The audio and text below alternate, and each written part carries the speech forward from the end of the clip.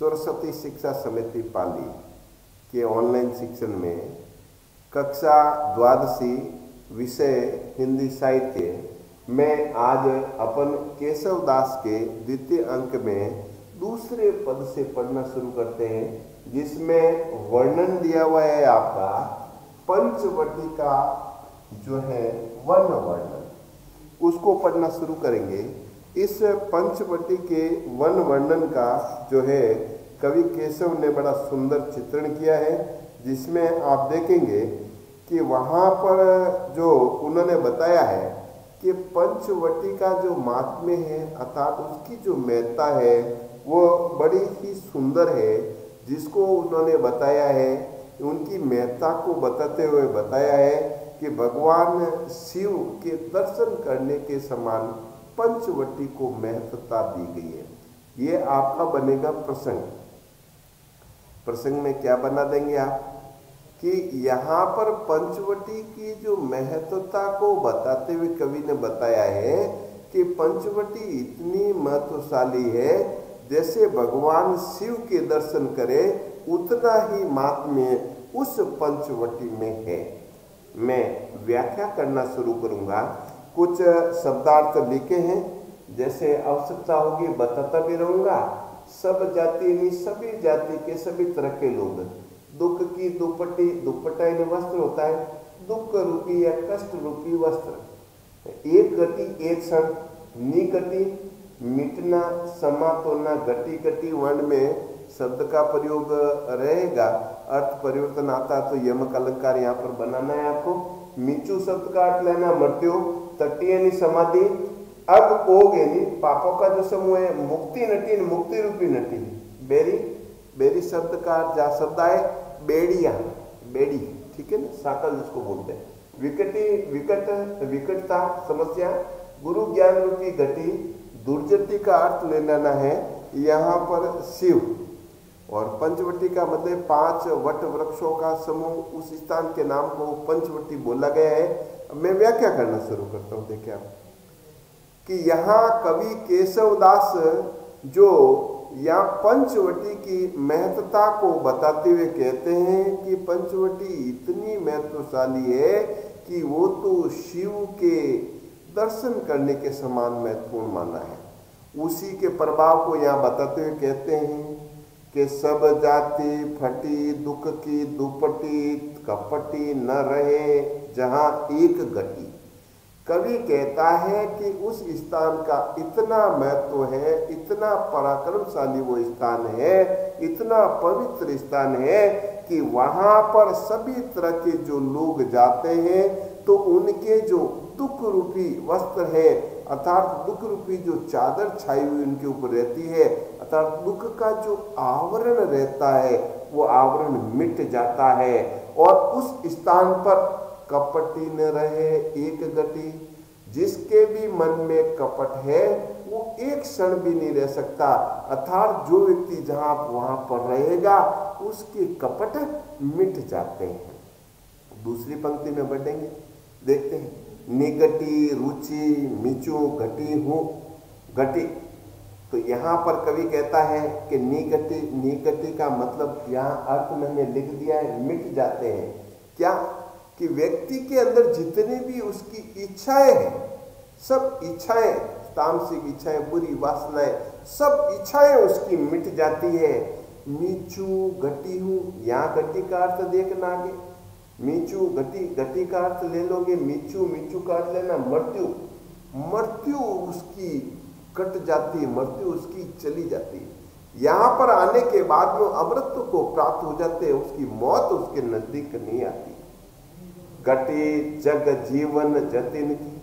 और कवि कहता है कि क्या घटित होना शुरू हो जाता है, यहाँ देखना है। जग जीवन, सांसारिक जग जीवन के जितने भी लोग हैं वो अगर आकर यहाँ पर जो तपस्या के भाव, जतिन, जतिन यत्न, जतिन, जतिन यानी यत्न, अपन कहते हैं ना जतन करे सा, यत्न करते हैं, प्रयत्न करते हैं। तो वो जो जितने भी जतन हैं, यत्न हैं, वो सब यत्न प्रयत्न सबके छूट जाते हैं। जो समाधि के भाव में बैठे होते हैं उनकी सबकी समाधियां टूट जाती है। कहाँ टूट जाती है? इस पंचवटी के स्थान पर आने से उनका जो समाधि ध्यान भी टूट जाता है। कोई जतन करने की आवश्यकता नहीं है व्यक्ति को, इतना पराक्रम है उस पंचवटी का। आगे कवि कहता है, अग ओग की बैरी कटी। अग ओग का पाप, पापों का जो समूह है, कितने भी जीवन भर में पाप किए हुए वो व्यक्ति है, उसकी बेड़ियां सब कट जाती है। कब कट जाती है? पंचवटी पर पहुंचने पर। कब कट जाती है? पंचवटी पर पहुंचने पर। और कवि कहता है, विकटी निकटी प्रकटी गुरु ज्ञान गटी। कहते हैं जैसे जैसे वहां पर पंचवटी पर पहुंचता है, निकट पहुंचने पर उसकी सभी समस्याएं विकटी दूर हो जाती है। और जैसे जैसे वहां पहुंचता है तो उस व्यक्ति को जो गुरु ज्ञान की प्राप्ति हो जाती है। मनुष्य प्रयास किसके लिए करता है? गुरु ज्ञान प्राप्त करने के लिए। गुरु का ज्ञान क्या है? परमात्मा को प्राप्ति का मार्ग है। वो गुरु ज्ञान की प्राप्ति उस व्यक्ति को हो जाती है। अभी कहते हैं, और उस पंचवटी का दृश्य बताते हुए किसके समान बताता है? जहाँ भगवान शिव कैलाश मानसरोवर पर बैठते हैं, क्योंकि शिव के पास में जैसी स्थिति रहती है, भगवान शिव के चारों ओर मुक्ति रूपी नृतिका है, नटी नाचती रहती है, अर्थात व्यक्ति को भगवान शिव के दर्शन करने से मुक्ति मिल जाती है। तो वैसे ही चारों ओर जो मुक्ति रूपी नटिका है वो नाचती रहती है। कहाँ पर? यहाँ पंचवटी में। और कहते हैं मुक्ति मिल जाती है व्यक्ति को, कहने करते हैं। और इस पंचवटी के जो गुण है, गुण का मतलब गुण लेना है। गुण का क्या कर लोगे? गुण। उन पंचवटी के गुणों को कवि बताते हुए कहता है कि दुर्जटी वन पंचवटी। अरे भगवान शिव का साक्षात रूप है पंचवटी। अब ये मैंने अर्थ महत्ता बता दी, विशेष में अपन देखेंगे कवि ने पंचवटी के महत्ता को बताया है यहाँ पर। ठीक है, भाषा कवि की ब्रज भाषा है, साहित्यिक ब्रज भाषा करोगे तो यहाँ कवि माधुरी गुण की प्रधानता कर देंगे या प्रसाद गुण कर देना। कवि ने यहाँ पंचवटी की महत्ता को बताया है। अलंकार में यमक अलंकार घटी घटी शब्द में दो जगह बीच में आया है। ठीक है ना, निगटी रुचि मीचू घटी हूँ घटी में यहाँ कर लोगे, यमक रह जाएगा। और बाकी अनुप्रास अलंकार है आपके, और भाषा साहित्यिक ब्रज आपकी रह गई। और यहाँ छंद में जो सवय है, और साथ में अपन अब अलंकार क्लियर हो गए, अनुप्रास और यमक ये रह गया, तत्सम तद्भव शब्दों का प्रयोग हुआ है। अब अपन ये पद पूर्ण होने के बाद में दूसरा पद आगे की ओर देखते हैं। द्वितीय पद में अपन देख रहे थे कि यहाँ अंगद जो पद दिया गया है, इसका प्रसंग अपन ये बनाएंगे कि यहाँ पर भगवान राम के गुणों का वर्णन करते हुए कवि यहाँ पर कहता है, भगवान राम के जो गुण हैं आप देखोगे यहाँ पर शब्दार्थ देख रहे, भगवान राम के गुणों के बारे में चर्चा करते हुए कवि कह रहा है कि यहाँ पर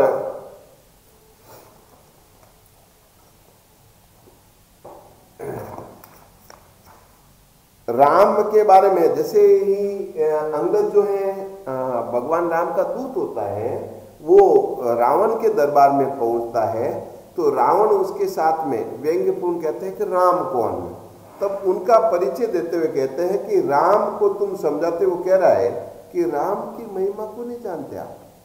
भगवान राम वही है, कहते हैं कि जिनके राम जो है, राम के एक छोटा सा वानर होता है हनुमान, जो लंका में कूद कर समुद्र को लांग कर आ जाता है, उन राम को आप नहीं पहचानते, जिनसे उनका एक छोटा सा वानर ने वो काम कर दिखाया। और साथ में और भी कहते हैं कि उन्होंने, उनके भाई लक्ष्मण ने जो एक रेखा खींची थी, जिस रेखा को आप पार नहीं कर पाए, और भगवान राम ने उसी समुद्र को मानकर पुल बना दिया, और उसी राम के महाप्रताप को आप नहीं जानते हैं। ठीक है ना, यही बात बताते हैं कि उस राम के प्रताप को अभी भी हे रावण तू पहचान ले। इसी बात को समझाते हुए ये जो पद है आपके यहाँ पर दिया गया है, ये इसकी मूल रूप से ये प्रसंग इसका बनेगा। अपन व्याख्या को समझने का प्रयास करते हैं। पहले कुछ शब्दार्थ देख लेते हैं इस पद में जो रहेंगे। सिंधु का अर्थ समुद्र, तो वारिधि का भी समुद्र, ये पर्यायवाची ही है आपके। तरियो इन तैरना बन रहा है बंदर। यह बंदरा शब्द विशेष रूप से हनुमान जी के लिए प्रतीक स्वरूप का है। उसमें यहाँ पर उनको छोटा वानर बताया। तो राम कितने शक्तिशाली होंगे ये एहसास कराया। धनुष द्वारा खींची हुई रेखा बांधो ही नहीं, बांधने का प्रयास है और बांधते नहीं बांधना, बांधते नहीं बांधते नहीं बना। वो शब्द साथ में आएगा। 10 घंटे रावण रहेंगे, जानी पड़ी जानना, पता चलना क्या अभी भी प्रताप जानकारी मिल गया है क्या। ये तेलनी तेल और तुलनी नहीं हुई, तेल और रुई से लेकर पूछ को बांधते पूछिए नहीं, पूछ जरिए नहीं चलना। यहाँ ध्यान देना, जरी एक जरी का मतलब जलना, जरी लंक, जरी लंक का अर्थ है जड़ा हुआ, किसे हीरे जवाहरात पन्नों से जड़ा हुआ। तो यहाँ जरी शब्द के आवर्ती अर्थ में परिवर्तन हो जाए तो बोलो अलंकार का नाम यमक अलंकार रहेगा। अपन वापस अब व्याख्या को पढ़ना शुरू करते हैं। कवि केशवदास को प्रसिद्धि क्यों मिली थी ये भी आपको ध्यान रहे। तो अंगद का जो संवाद आपने लिखा ना, इसी के कारण इनको प्रसिद्धि मिली है। इसी के कारण केशव की जो रामचंद्रिका है ना, ये प्रसिद्धि को प्राप्त करती है। मूल रूप से अंगद और रावण का संवाद बहुत अच्छा, बहुत श्रेष्ठ भाषा में आपने लिखा है। तो पढ़ना शुरू करते हैं। देखें कवि यहाँ अंगद का जो पद आपके यहाँ पर दिया हुआ है, कवि जो दिया है, देखेंगे इसको कि सिंधु तरियो उनको बन रहा। अरे वो भगवान राम जिनका जो एक छोटा सा बंदर है वो इस समुद्र को लांघ गया।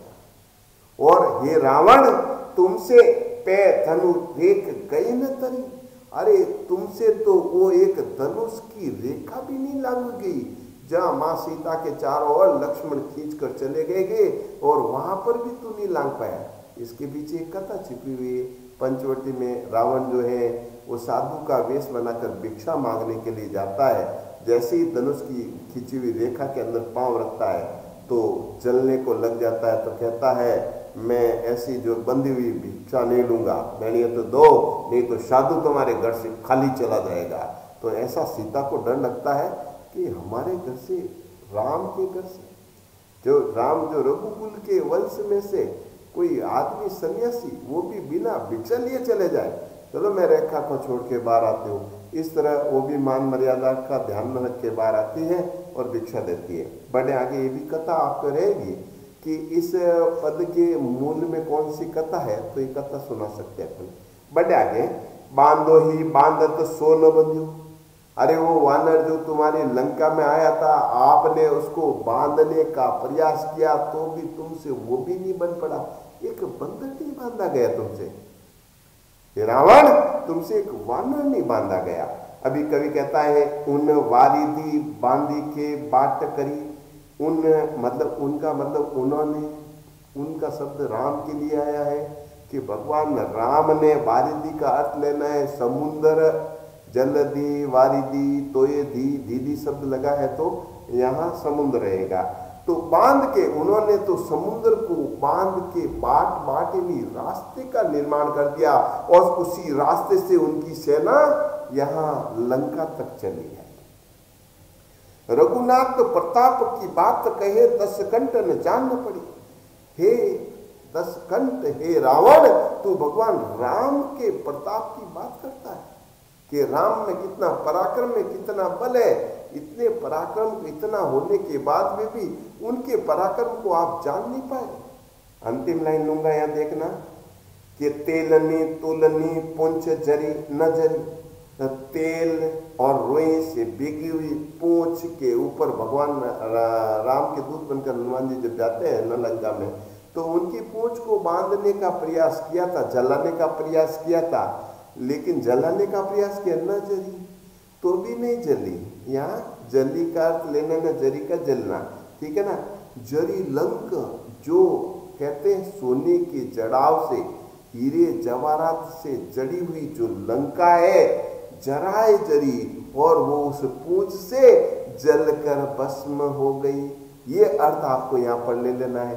तो यहाँ कवि ने, केशव ने, विशेष में पहली बात क्या करेंगे, कवि केशव ने यहाँ भगवान राम के पराक्रम का वर्णन अंगद के द्वारा करवाया है। अंगद ने रावण से संवाद करते हुए किया है। ठीक है, पहली बात ये कर लेंगे। दूसरी, भाषा में यहाँ पर वर्णन नहीं हो रहा है, प्रसाद गुण रहेगा। ठीक है ना, और यहाँ पर शैली विवरणात्मक शैली भी अपन कर सकते हैं, वर्णन कर रहा है ना, विवरणात्मक शैली अपन करेंगे। तो अब छंद में कवि छंद आपका हो गया। अब अपन देखते हैं अलंकार के रूप में, या अनुप्रास अलंकार आपके जगह जगह रह रहा है, और साथ में यहाँ जरी जरी शब्द में अपन यमक अलंकार कर लेंगे। अंतिम में तत्सम तद्भव शब्दों का प्रयोग हुआ है, और यहाँ पर तत्सम तद्भव शब्दों का प्रयोग हुआ है। शैली संवाद शैली, विवरणात्मक शैली, जो दोनों में उपयुक्त बैठती है। आप संवाद शैली लिखेंगे तो भी ठीक रहेगा। इस तरह से आपकी व्याख्या पूर्ण हो जाती है। और अब अपन प्रश्नोत्तर की ओर देख लेते हैं। देवी सरस्वती की उदारता का गुणगान क्यों नहीं किया जा सकता? पहले पद में आपने पढ़ा भी था कि माँ देवी की सरस्वता का जितना भी गुणगान किया है, आदिकाल से लेकर वर्तमान भूतकाल में जितने भी देवी देवता प्रसिद्ध व्यक्ति जो हैं, यहाँ तक है उनके पति ब्रह्मा जी हैं, और साथ में उनके पुत्र भगवान शिव और नाती के रूप में मुख्य जो मयूर वाहन के ध्वजवा के जो केतु जो बनते हैं, वो भी वर्णन करे। नित्य नए नए रूप उनके सामने आते, इसलिए वर्णन नहीं किया जा सकता है। 4 मुख 5 मुख 6 मुख किन किन लोगों को कहा गया? तो अभी चर्चा में सामने आ गया। 4 मुख किनको कहा गया है? यहाँ माँ सरस्वती के पति जो हैं तो भगवान ब्रह्मा जी को। पंचमुख किनको कहा गया है? यहाँ शिव को लेना है। तो यहाँ सट मुख किसको कहा गया है? तो भगवान शिव के 2 पुत्र थे, एक तो गणेश जी, दूसरा कार्तिकेय। दूसरे यहाँ सटपद जो है, सटमुख जो है कार्तिक के लिए कहा गया। इनका संबंध सीधा सीधा हो गया। यहाँ पति बेटे के रूप में और नाती के रूप में, पुत्र के रूप में। कविता में पंचवटी के गुणों का उल्लेख इन्होंने कर लिया है कि पंचवटी को उन्होंने शिव के रूप के समान बताया, जहाँ पर जाने से सभी लोगों के पाप जो हैं मिट जाते हैं, सभी मन के क्लेश मिट जाते हैं, सब लोग जो हैं समाधिस्थ भाव और ये जतन करने को छोड़कर सब पंचवटी की जो है महिमा को निहारने लग जाते हैं, सुंदरता को देखने लग जाते हैं। कवि ने इतना यहाँ पर ये बता दिया। तो तीसरे पद में कुछ कथाएं सामने आई थी, आपके सामने मैंने रख दी कि यहाँ सीता का हरण करने के लिए रावण जो आता है, साधु के वेश में आता है। धनुष रेखा कौन खींचता है? लक्ष्मण खींचता है। उसकी घटना को आपको लिख देना है। और अब प्रश्न चौथे में 5वें में आप लोग देखोगे कि पंक्तियों में काव्य सौंदर्य स्पष्ट करना है।